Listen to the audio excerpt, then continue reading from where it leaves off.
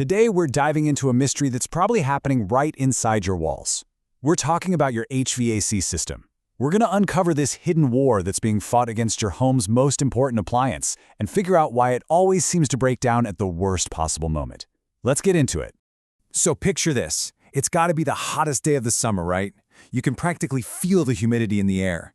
You walk over to your thermostat, you nudge it down just one more degree, and then silence. Nothing happens. The air just stops. That silence is so loud, and you can already feel the sweat starting. It's a moment every single homeowner just dreads. So, what is the deal? Why does this always happen? I mean, why do our air conditioners and heaters have such a flair for the dramatic? It feels like they wait for that exact moment when we need them the most, and then, poof, they're gone. But here's the thing, it's really not a coincidence at all. The truth is, your HVAC system isn't just fallen out of the blue. It's a casualty of war.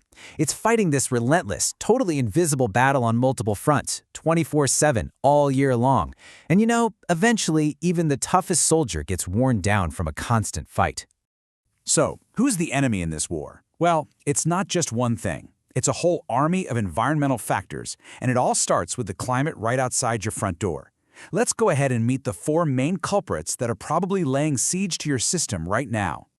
First on the list, humidity. In places like the American Southeast, humidity is just brutal. It makes your air conditioner do two jobs at once. It has to cool the air, and it has to rip all that moisture out. And get this, on a really humid day, a normal central AC unit can pull 20 gallons of water out of your air. 20. All that extra work means it runs almost non-stop, putting a massive strain on every single part until something, inevitably, burns out. Okay, now let's switch gears to winter. It's not just the cold itself, it's the change in temperature. The freeze-thaw cycle is kind of like a silent assassin. When the temperature bounces above and below freezing, all the metal parts in your furnace, especially that supercritical heat exchanger, expand and contract over and over and over. That constant stress creates tiny cracks that can turn into a huge, huge problem. And then, boom, spring hits, and with it comes an attack from the air. You know all that pollen and those fluffy cottonwood seeds? Well, your outdoor AC unit is basically a giant vacuum for all of it.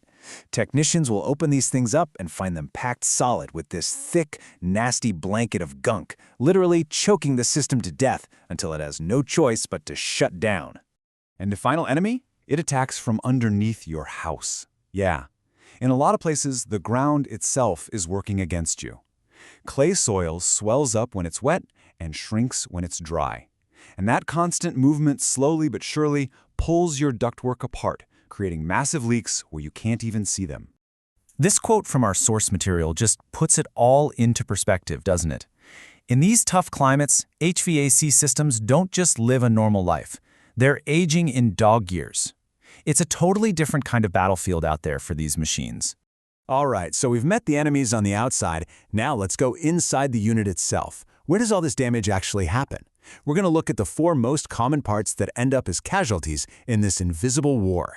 First up is a little part called the capacitor. You can think of it like the battery that gives a big jolt of energy to get the motor started. But all that constant starting and stopping, especially on hot, humid days, creates a ton of heat stress. And these little guys, they're often the first thing to fail. They just get exhausted and burn out. So how would you even know if your capacitor is on its last legs? Well, you'll hear the system try to start. You might hear a humming sound or a click, but the main fan or compressor just won't fully kick on. Sometimes it'll even seem like it starts for a second and then just clicks right off. Those are the classic warning signs. Next up, the infamous frozen coil. And yeah, it looks just as bad as it sounds. When the airflow gets blocked, and this is usually just from a dirty filter, or if the system is low on refrigerant, the whole thing just goes haywire. The indoor coil gets so cold that the humidity in the air literally freezes onto it, building up a giant block of ice that stops any air from getting through.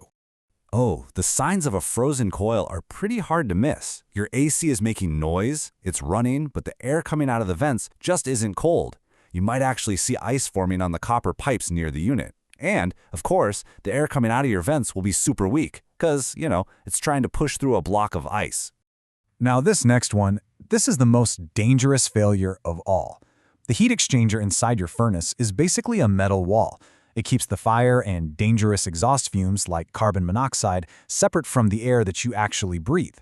So when that freeze-thaw stress we talked about creates a crack, well, that safety barrier is gone. And let me be really clear here. This is a life-or-death situation. If your carbon monoxide detector ever goes off, you need to take it seriously. Every time.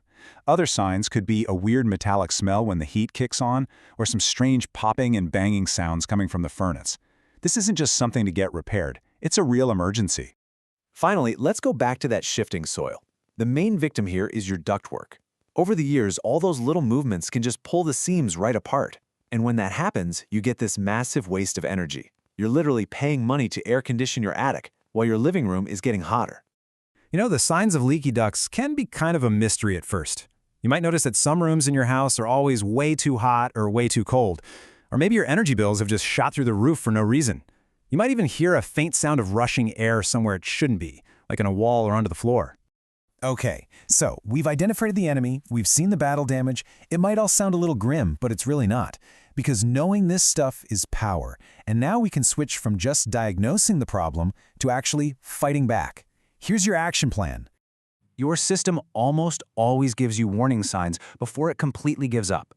Think of it like a soldier calling for help from the battlefield. This simple checklist covers all the main distress signals we've been talking about.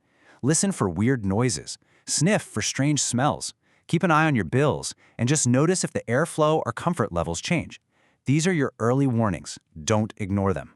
And when you do have to call for backup, this is what a professional response ought to look like. A really good technician isn't just going to put a Band-Aid on the problem. They're going to find the root cause. They'll give you clear pricing right up front, have the parts they need to fix it then and there, and then, and this is key, they'll test everything to make sure the problem is actually solved. So, after all this, what's the big takeaway? Really, it's all about changing how we think about this machine that we tend to completely ignore, right up until it breaks. It's time for us to get smarter than the thermostat. So, let's just boil it down. Here are the 4 things you really need to remember. 1, your system is always under attack. 2, it's going to give you warning signs before it dies. You just have to know what to look for. 3, your simplest weapon is your best one, just changing the air filter. And finally, and this is the most important one, these breakdowns aren't random. They're predictable, and that means they're also preventable. When you think about it, your heating and cooling system works harder and for more hours than any other appliance you own. It's out there fighting a battle for your comfort every single day. Now that you know its story, you're a whole lot better equipped to be its ally in that fight.